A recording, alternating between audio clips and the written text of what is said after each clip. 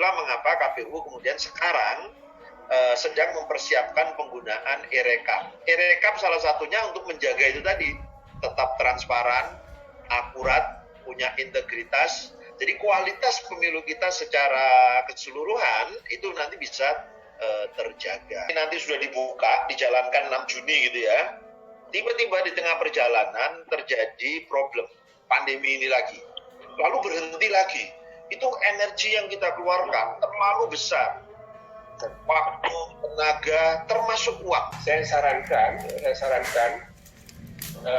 sampai pada 29 Mei, ternyata ini sudah hampir dipastikan, saya kira tidak bisa di 9 Mei.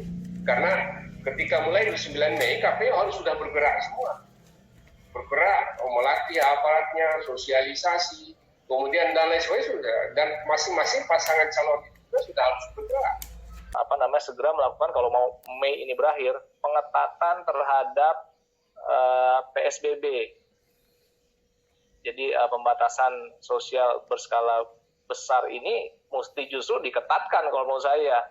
Dalam konteks public health ini menjadi catatan tersendiri.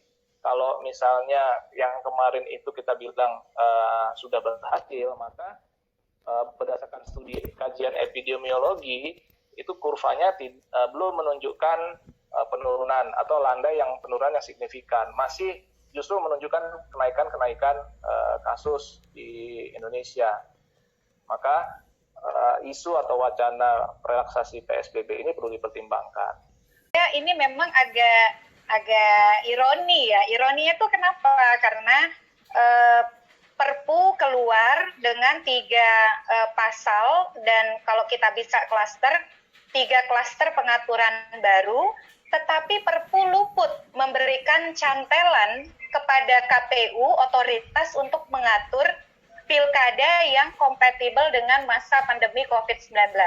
Tidak mungkin dengan pengaturan KPU memutuskan boleh dengan e-voting.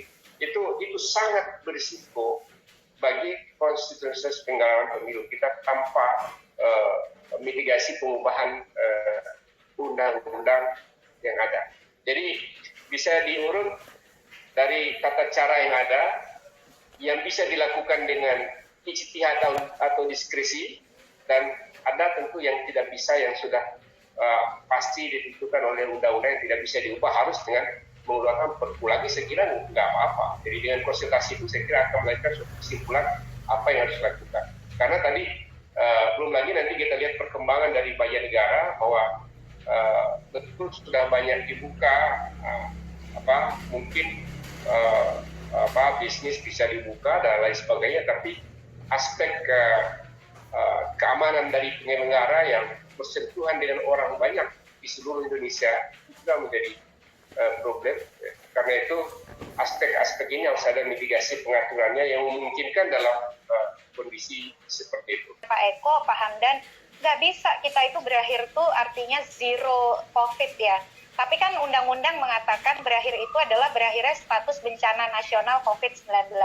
Mudah-mudahan pernyataan berakhir ini tidak dipolitisir gitu. Bukan dipaksa dinyatakan berakhir bencana nasionalnya hanya karena kita mau pilkada.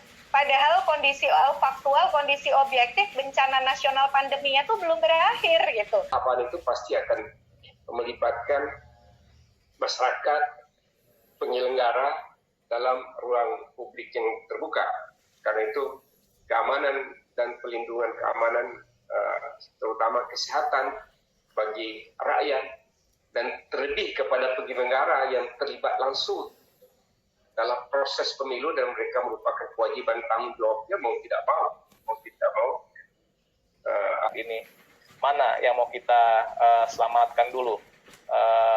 Masyarakat dari bahaya resiko infeksi, atau memang legitimasi demokrasi yang bisa berkurang kalau kita tetap melakukan di masa pandemi ini, karena masyarakat semakin rendah partisipasinya nantinya diprediksi